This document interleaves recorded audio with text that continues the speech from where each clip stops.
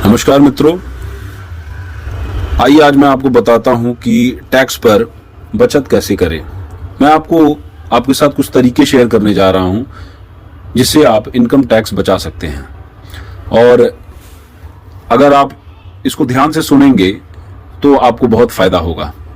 आइए देखिए, 2022-23 खत्म होने जा रहा है और इस साल के दौरान हुई कमाई पर इनकम टैक्स चुकाने की जिम्मेदारी बहुत करीब है। इस साल के लिए इनकम टैक्स रिटर्न यानी कि ITR भले ही जुलाई 2023 तक दाखिल करनी होगी, लेकिन इनकम टैक्स तो 31 मार्च से पहले ही चुका देना बेहतर होगा, वरना आपको जुर्माना और ब्याज दोनों देना पड़ेगा। वैसे मैं इससे पहले भी आपको याद दिला चुका हूं कि इनकम टैक्स बचाने के लिए आपको किस किस मद में निवेश करना चाहिए, लेकिन आज मैं आपको ऐसे 10 टिप्स देने जा रहा हूं जिसकी मदद से आप काफी टैक्स बचा सकते हैं। जिसमें से पहला है कि NPS खाता खोले। राष्ट्रीय पेंशन योजना यानी NPS में किए गए निवेश पर आपको धारा 80C के तहत मिलने वाली छूट के अलावा 50,000 रुपए की छूट इनकम टैक्स एक्ट की धारा 80CC-D1B मिल सकती है। अगर आपके पास पर्याप्त रकम है तो इस योजना में निवेश करें। इससे न केवल आप हर साल किए निवेश पर इनकम टैक्स बचा सकेंगे, बल्कि रिटायरमेंट के बाद आपको पेंशन का सुख भी मिलेगा। आइए अब दूसरा तरीका जानते हैं। दूसरा तरीका है कि होम लोन के मद में चुकाया ब्याज या मकान किराया भत्ते पर हासिल छूट। बहुत से नौकरी पेशा लोग घर खरीदते हैं तो होम लोन लिया करते हैं, जिसकी EMI लगातार चुकानी पड़ती है। उस EMI में बैंक को दी गई ब्याज की रकम में से 2 लाख रुपए सालाना तक की रकम पर टैक्स छूट हासिल की जा सकती है। यानी आप अपनी कुल EMI में जितना ब्याज दे रहे हैं उसमें से 2 लाख रुपए की रकम टैक्स फ्री है।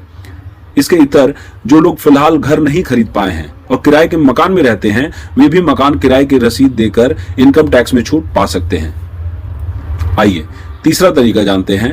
80DD पर भी मिलती है छूट। आइए समझने की कोशिश करते हैं कि 80DD क्या है। आपके आश्रितों में अगर कोई दिव्यांग हो तो उन पर किए गए खर्च पर आप इनकम टैक्स में छूट हासिल कर सकते हैं। इसी को कहते हैं 80DD। इन मामलों में यदि डिसएबिलिटी 40 से 80% हो तो 75,000 रुपए तक की छूट हासिल की जा सकती है, और यदि डिसएबिलिटी 80% से ज्यादा हो तो उन पर किए गए खर्च की 1.25 लाख रुपए की रकम पर छूट पाई जा सकती है। आइए चौथा तरीका जानते हैं। एजुकेशन लोन के ब्याज यानी 80E पर भी मिलती है छूट। इनकम टैक्स एक्ट की धारा 80E के तहत खुद के लिए, जीवन साथी के लिए, बच्चों के लिए या उन बच्चों के लिए जिनके आप कानूनी अभिभावक हैं, लिए गए एजुकेशन लोन यानी कि हायर स्टडीज के लिए जो लोन लिए जाते हैं उस पर चुकाए गए ब्याज को कर योग्य आय यानी टैक्सेबल इनकम में से घटा दिया जाता है। इस धारा यानी सेक्शन के तहत चुकाए गए ब्याज की समूची रकम को कर मुक्त माना जाता है, यानी कि टैक्स फ्री माना जाता है, और कोई अधिकतम सीमा नहीं होती। लेकिन ध्यान रहे, ब्याज की रकम सिर्फ अधिकतम 8 साल तक के लिए ही कर मुक्त होती है, और अगर आप लोन 8 साल से ज्यादा अवधि में चुकाते हैं तो 8 साल के बाद चुकाए गए ब्याज पर आपको टैक्स में छूट नहीं मिलेगी। और हाँ, अगर लोन 8 साल से कम अवधि में चुकता कर दिया जाता है तब भी बाद के सालों में इस मद के तहत कोई छूट नहीं दी जाती है। आइए पांचवा तरीका जानते हैं। ITR समय से दाखिल करें। हर वित्त वर्ष में हुई कमाई पर टैक्स अदा करने के बाद आयकर विभाग से अपने हिसाब किताब को साझा करना पड़ता है, जिसे इनकम टैक्स रिटर्न या कहें कि ITR दाखिल करना कहते हैं। 31 मार्च को खत्म होने वाले वित्त वर्ष के लिए उसी साल 31 जुलाई तक ITR दाखिल करनी होती है, लेकिन इस तारीख को कभी कभी बढ़ा भी दिया जाता है। लेकिन याद रहे, यदि आपकी कोई टैक्स देनदारी उस वक्त सामने आती है और टैक्स की उस रकम को आपने 31 मार्च से पहले जमा नहीं करवाया था तो उस रकम पर आपको ब्याज भी देना पड़ता है और कुछ जुर्माना भी। इसके अलावा तय तारीख के बाद ITR दाखिल करने पर भी खासा जुर्माना वसूल किया जाता है, जिससे आपको निश्चित रूप से दिक्कत होगी। हमेशा बेहतर होगा 31 मार्च से पहले ही अंदाजा लगाएं कि आपकी टैक्स देनदारी कितनी है और उस पर सेल्फ असेसमेंट टैक्स फी 31 मार्च से पहले जमा करवा दें, ताकि ब्याज और जुर्माना से बचा जा सके। और हाँ, इनकम टैक्स रिटर्न भी समय से यानी 31 जुलाई से पहले ही जमा करा दे ताकि पेनल्टी की रकम बच सके। आइए छठा तरीका जानते हैं।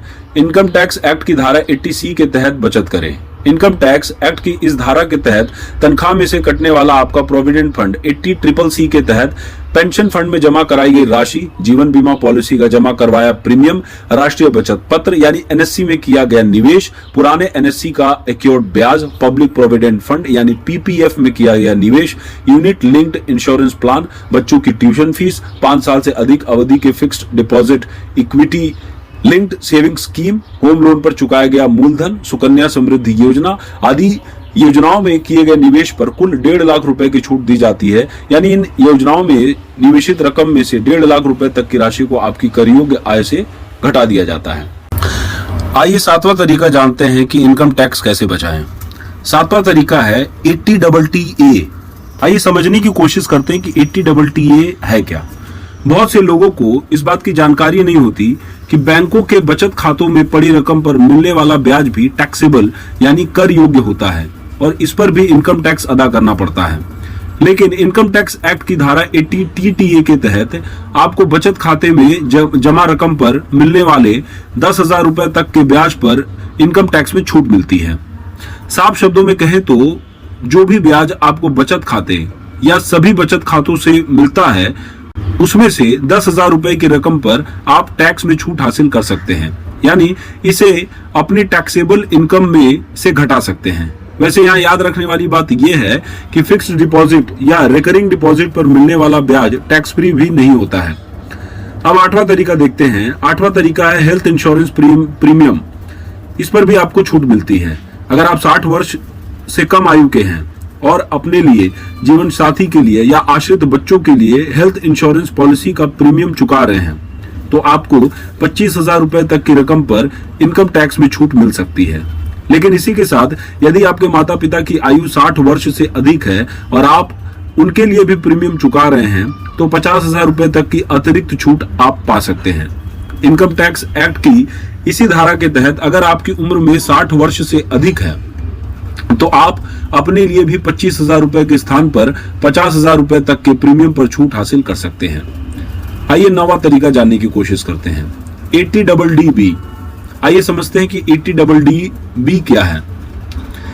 इनकम टैक्स एक्ट की धारा 80DDB के अंतर्गत उस रकम पर टैक्स में छूट दी जाती है जो किसी आश्रित के रोग विशेष के उपचार में खर्च की गई हो। इन रोगों में dementia, aphasia, Parkinson's, cancer, AIDS, renal failure, haemophilia और थैलेसीमिया जैसे रोग शामिल हैं। आश्रितों में शुमार किए जाने वालों में जीवन साथी, बच्चे, माता पिता या सगे भाई बहन भी हो सकते हैं। इस धारा के तहत यदि रोगी आश्रित 60 वर्ष से कम आयु का है तो 40,000 रुपए तक की छूट ली जा सकती है और यदि रोगी आश्रित 60 वर्ष से अधिक आयु का है तो 1 लाख रुपए तक के खर्च को टैक्सेबल इनकम में से घटाया जा सकता है। आइए समझने की कोशिश करते हैं कि 10वां और आखिरी तरीका क्या है। अपने लिए सही टैक्स व्यवस्था चुनें। अब पिछले 2-3 साल से इनकम टैक्स कैलकुलेट करने और चुकाने के लिए दो व्यवस्थाएं मौजूद हैं, जिन्हें पुरानी कर व्यवस्था यानी कि ओल्ड टैक्स रिजाइम और नई टैक्स व्यवस्था न्यू टैक्स रिजाइम कहा जाता है। पुरानी कर व्यवस्था में ये सभी छूट दी जाती है, लेकिन टैक्स स्लैब यानी इनकम टैक्स की दरें ज्यादा होती हैं। नई कर व्यवस्था में छूट नहीं दी जाती है, लेकिन टैक्स की दरें काफी कम होती हैं। सो बहुत तसल्ली से हिसाब लगाकर ही तय करें आपकी बचत कितनी है, कुल कितनी छूट आपको मिल सकती है और छूट हासिल कर पुरानी व्यवस्था में बने रहने या छूट न लेकर नई व्यवस्था के तहत टैक्स अदा करने में से किसमें आपका ज्यादा लाभ होगा। तो ये थे 10 तरीके जिससे आप टैक्स की बचत कर सकते हैं। धन्यवाद।